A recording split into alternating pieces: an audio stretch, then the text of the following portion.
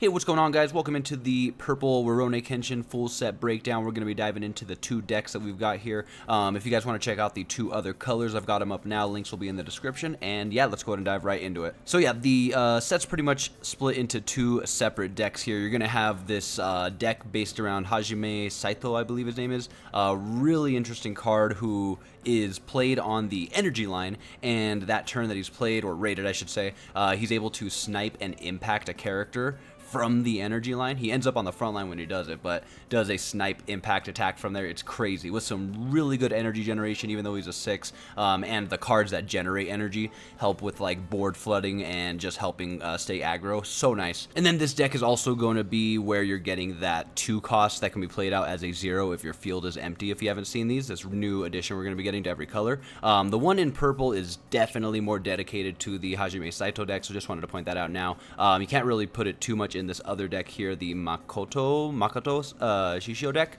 Really interesting deck where you're doing a lot of like putting cards on the top of your deck and then using other abilities to trash the top card of your deck to use those abilities, where if they're sidelined from the top of your deck, like this where is he? Well, this card here, but mostly this raid Sojiro, where you can raid him out if he was that top card that got sidelined. And then, of course, cards that are going to help you put those cards on top of the deck. But starting it off with the Hajime Saito deck, so yeah, we're going to have this 6-cost raid card. He's going to have impact all the time, and when played, if you have no cards with affinities on your field, this card's going to gain all the abilities listed below, and with the cards that you're going to be putting in the deck, you're not going to have any affinities, so that's not going to be a problem.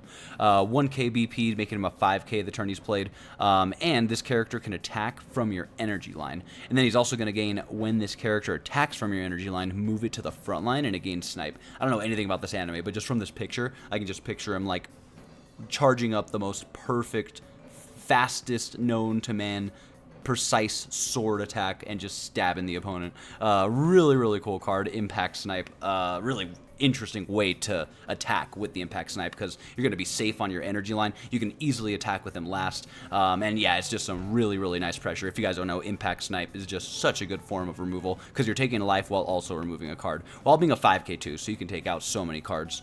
With the raid from life trigger, odds are you'll probably want to just not do that though, because it's, you know, you lose all those abilities the turn you play him. But yeah, otherwise really cool card. And then we actually have another 4-cost Hajime Saito raid. I hope I'm saying that name right. He's going to be a Nullify Impactor, which is fantastic. And then this character also cannot be blocked by characters with 2k or less.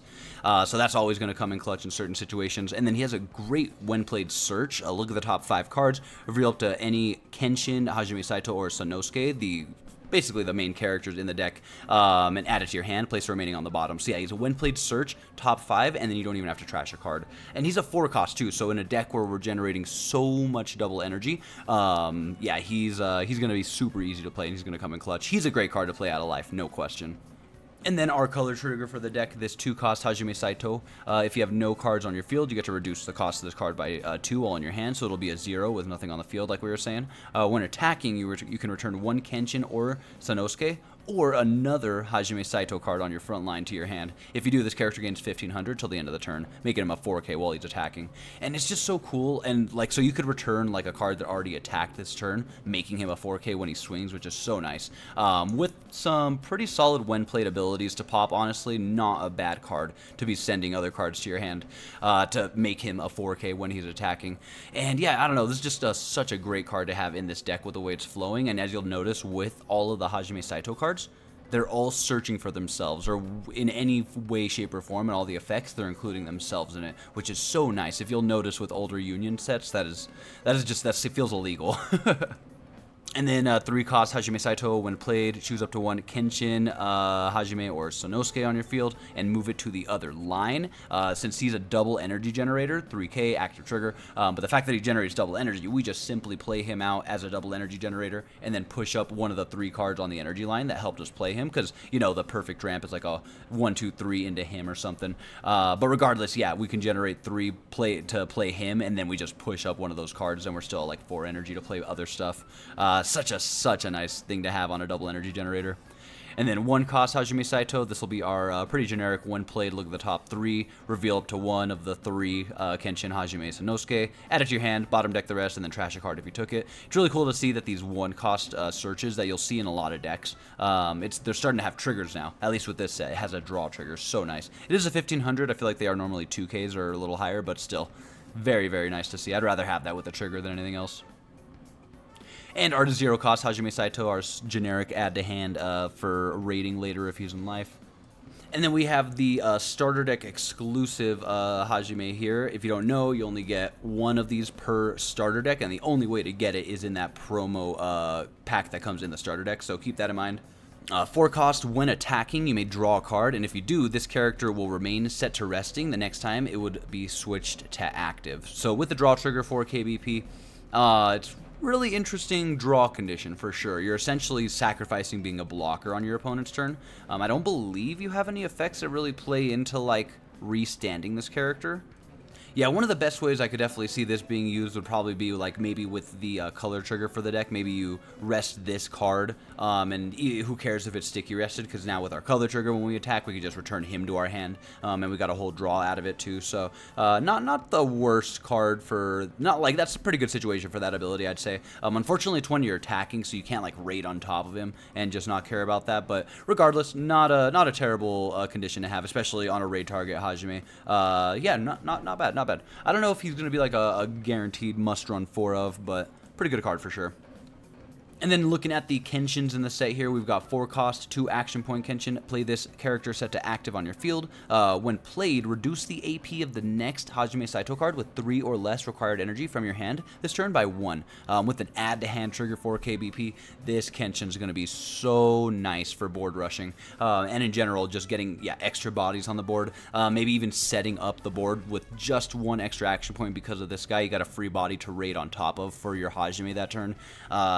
This is a great Kenshin to have. And the fact that he's coming out active too, this is a great 2 AP justification here. And then we've got our 2 cost generic. When set to active, they're going to be generating 2 energy. I personally like this more than the other generic 1 cost double energy generator, and it's Kenshin, so if we need to push it up later, not bad. Might throw in like 2 of these for sure. And then we have 3 cost Kenshin here, active main, once per turn, trash 1 card from your hand, and this character will gain 1 KBP. With an active trigger, 3K, making him a 4K with that effect, and he's a double energy generator. This is going to be a great card to just have on the front line late game, or maybe you push him up with your double energy generating Hajime when you play him. Yeah, just a great card to have to put extra pressure on just by trashing 1 card to be a 4K. And then a 0 cost Kenshin, when played, look at the top 2 cards of your deck. Place up to 1 purple card with no affinities among them into your sideline. Place the remaining cards on the top of your deck in any order. This is such a crazy effect to have on a 0 with no triggers, totally fine, 2 KBP, but like, that's crazy. Seeing an effect like this where you can deck filter on a 0 cost, so you're just doing that turn 1 potentially, really nice. And the fact that they even added the place up to 1 purple card with no affinities, it's just nice for that extra deck filtering, you know, in case you see a card that you do not want to draw into this early.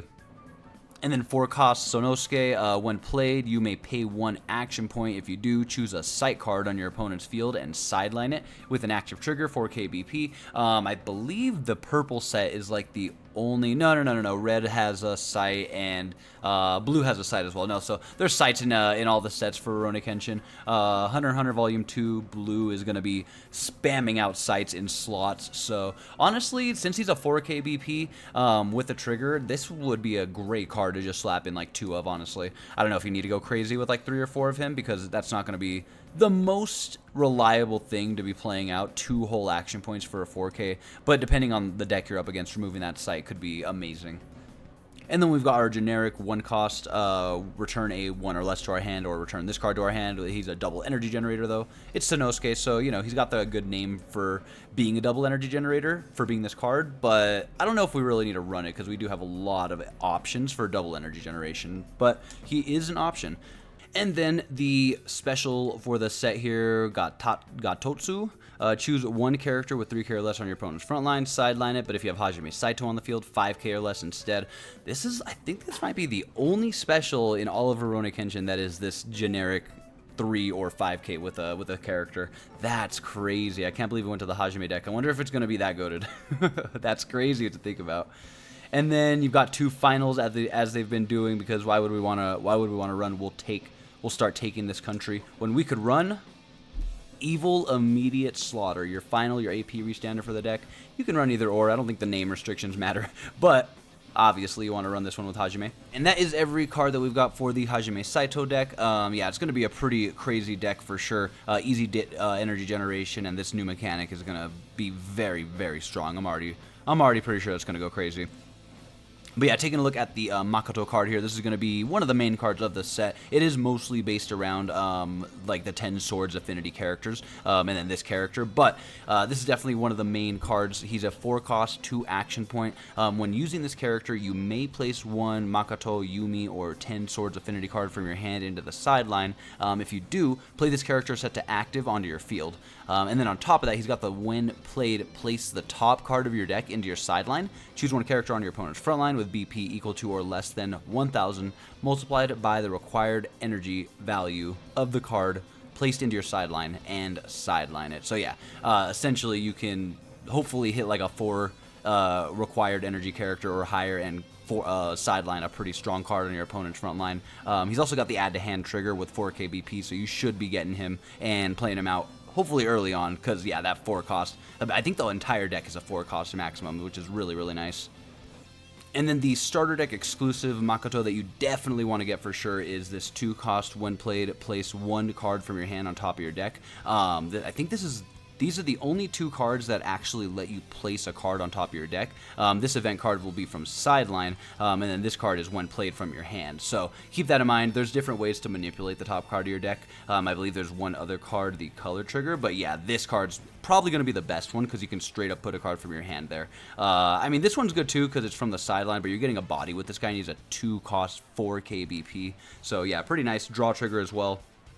And yeah, essentially what you're trying to do before we dive through the rest of the Makoto cards is try to get cards from, I believe, Sojiro on top of the deck. That's going to be the best way to utilize it, in my opinion, is with this 4-cost Sojiro, because if he's the card that's on top of your deck and he gets sidelined, you have the option to raid him. So that's going to be insane if you can manipulate that and get it off consistently.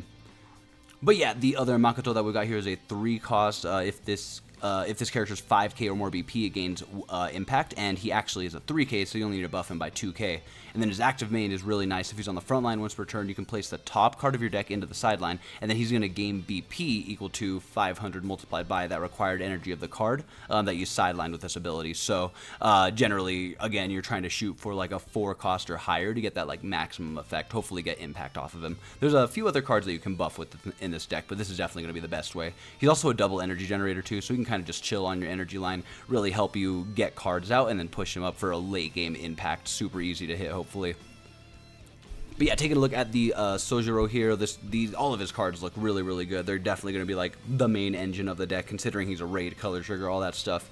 So yeah, 4-cost raid Sojiro. When this card is placed from your deck into the sideline by one of your abilities, you have the required, if you have the required energy for it, you may perform a raid with him from your sideline. So it's essentially a free raid, which is what you're trying to set up for, which is going to be crazy. And on top of that, he has a when played, if he was played anywhere from other than from your hand, so essentially the sideline. I don't know if there's any other ways to play him. Draw up to 1 card and give this card impact until the end of the turn. So a lot of impact, good amount of draw power, free bodies. Again, you do have to make sure you get the right cards and you know that you're hitting that top card. But if you can do it consistently, you're going to be able to do some crazy stuff. Active main, if on the front line as well, you can place the top card from this rated character on the top of your deck. You can only use this ability once per turn, which means essentially the way it's worded like that is if you have 2 raid cards, you can only use that with one of them that turn. But yeah, you can essentially, I imagine one of the best ways to use this is maybe like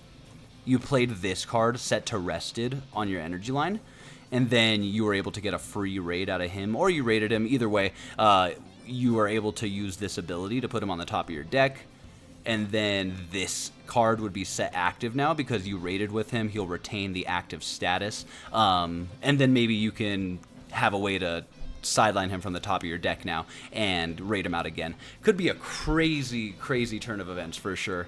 So yeah, I can already see some wild plays, but again, you got to get that right setup. So we have 4 cost Sojiro here, active main if on the front line once per turn. Look at the top card of your deck and then place it on the top or into your sideline. So yeah, pretty good deck filtering. He can also sort of help you with that top card manipulation. Obviously not as good as just straight up placing the card you want from your hand or your sideline with the other cards that we've got, but definitely the next best choice. On top of that, we're playing a body when we do this, so and we can do it multiple times since it's the active main. But yeah, 4k BP, and again, I can see some really cool turns where, like, you play him rested, you see that this card's on top of your deck, you raid him out, and then, like, with an ability from the top of your deck by sidelining him, and then you use his active main that turn to put him back on top of your deck. Now he's active. You can use this ability again to hopefully sideline him because he's back on top. You've got him back on the front line. This is going to be a very crazy deck for sure. And then 3 cost Sojiro, when played, look at the top 3 cards of your deck, reveal a Makoto, Yumi, or 10 swords, add it to your hand, place remaining on the bottom, and trash a card. Are pretty generic search, but it's on a double energy generator with an active trigger 2500. This is a great card for sure to have. Again, chilling on the energy line and a good raid target for him. And again, the double energy generators, we don't really even need that much in this deck since our highest cost is a 4, but it works out for sure, not complaining. And then our 1 cost Sojiro, so when this card is placed from your deck into your sideline by one of your abilities, you can place 1 card from your hand into the sideline, and if you do, you can actually play this card from your sideline set to resting onto your field. And again, you can only use this ability once per turn, even if it is on a different Sojiro 1 cost card.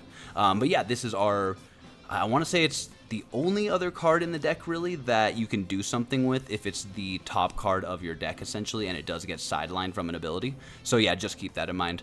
And then the last Sojiro here, we just have a 0 cost, add to hand, our generic raid fodder, whatever you want to call it.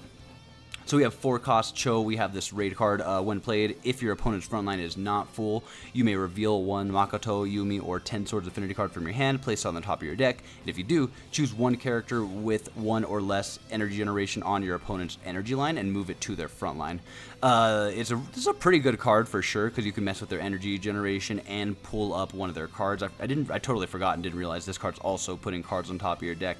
The only thing with this, add to hand trigger is nice, 4k BP. The only thing with this is we have 1 raid target in the entire deck, so it's going to be kind of annoying.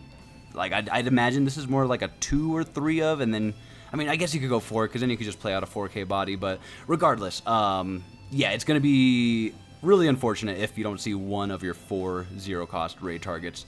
So it'd be nice if there was just 1 other option, but regardless, 0 cost Cho, when played, he is at least our 0 cost draw and trash card with the draw trigger. So, and again, at the end of the day, we want 4 costs in our deck to to have on the top when we use those Makoto abilities for extra effects. So not a terrible card to have 4 of, even if you aren't getting the raids off that consistently. And then we have 2 cost Hoji if you have a combined total of 3 or more Makoto, Yumi, or other 10 sword affinities, the staple 3. This card is going to be generating extra energy. So pretty good double energy generator, especially on a 2 cost. No trigger, 2500, but the only thing is we just don't really need it. We already have pretty good double energy generating options that we're probably going to put in the deck. And he doesn't have a trigger either, so yeah, all around good energy generator for sure, but since our highest cost is a 4, we really just don't need it. And then we have this 4 cost Usui card. When attacking, look at the face down card under this character, add up to 1 card among them to your hand. And then, as you'll see with his 1 blocking, you may sideline 1 other character on your front line. If you do, place the top card of your deck face down under this character and give it 500 BP till the end of the turn. So, pretty nice effect to have. You do have to sideline a character on your side of the field. But assuming you're in a situation where this will come in clutch, that character's already blocked potentially, or it's gonna die to blocking anyways. I don't know. One way or another, this could be a good situation where you get a free block off while keeping this guy alive, and maybe you just trash like some fodder 15, 2k or whatever that you pushed up. With a draw trigger, 4k BP, yeah, not a bad card for sure. And then this pretty strong event card, I would say. I mean, just the fact that it's a free play and it's doing the one thing you really want to do. It's a 2 cost Phantom of the Bakumatsu. Place 1 Makoto, Yumi, or 10 Swords Affinity card from your sideline on top of your deck. And choose 1 of your action points and switch it to active. So it doesn't even cost an action point to do this. With a draw trigger, I'd say this is definitely a 4 of. I mean, it's getting those raids from your sideline, so the ones that you used got removed, you blocked with, whatever, not removed from play, but got sidelined, you blocked with, you can replay them, and not just that, but put them on the top of your deck right where you want them for free too. So this is a crazy good event card. Again, these are going to be a really good combo because you'll be able to do stuff from your hand early and then do stuff from your sideline late game with this. And then our special for the deck here, the 10 Swords Summoned. Choose one character on your opponent's front line with BP equal to or less than 1,000, multiplied by the combined total of the staple 3. You know who they are. Special trigger, great special to have for sure. Hopefully your front line's full, but we are pretty much, or not front line, but field is full, but we are board rushing, honestly. So, yeah, not a bad special to have at all. Should be hitting 4 to 5s or more pretty consistently with that. And then if you want to run the final for their deck, the 3 cost, we'll start taking this country. And then we have a pretty cool looking field card here, 3 cost Ironclad Rengoku. What a name for a ship. When played, choose up to 1 Makoto card on your field. It gains when this character attacks and is not blocked. Draw up to 1 card until the end of the turn. And I like how they give you that up to 1, just in case you're planning other things and you still want to like play this card out or whatever, but not like draw a card for whatever reason. You know, you have something on the top of your deck you wanna plan for, etc., etc. Either way, great draw card to have, great draw power. And then active main, switch to resting, sideline this site. When sidelined, draw 2 cards. So yeah, with the add to hand trigger, double energy generator. I mean, I don't know if this is like a 4 of or a game changer card, but it is going to be a great draw engine and energy generator for sure. And then we have 4 cost Anji, Nullify Impact, active trigger, 4k BP. It's got the 10 Swords affinity, so great Nullify Impactor to have floating around in the deck. And again, with those Makoto effects, we definitely want to have a good amount of 4ks, just in case we're, you know, trying to get those big effects off consistently. And then we have a 0 cost Kamatari. When played, choose up to 1 of the staple 3 on your field. Give it 1k till the end of the turn. As a 0, since we're looking for buffs, like with the Makoto, for example, where he's trying to get to 5k somehow, this could be a great card just to help you kind of get that off. Active trigger, 1k. Again, she's a 0, so just to have her in there to help you get play in the game isn't bad at all. And then we have this 1 cost Yumi card. When played, draw and trash a card from your hand. And then when sidelined, if Makoto's on your front line, choose up to 1 character on your opponent's front line and switch it to resting. With a draw trigger, 1k BP. I don't know if this card's super necessary. I don't know if it's going to be a huge card, but I'm sure it's good just for draw power and kind of slowing down your opponent on defense too. So if you've got her as a blocker and your opponent has 2 attackers, you're essentially ending their attack phase by blocking with her. So not a bad card to have, but again, not like a super necessary 4 of or anything, I'd say. And then we have this 0 cost IG card. I'm assuming this, I mean, this can go in either deck. It's just our generic active main, switch to resting once per turn. It'll generate 2 energy until the end of the turn, and then you have to sideline him.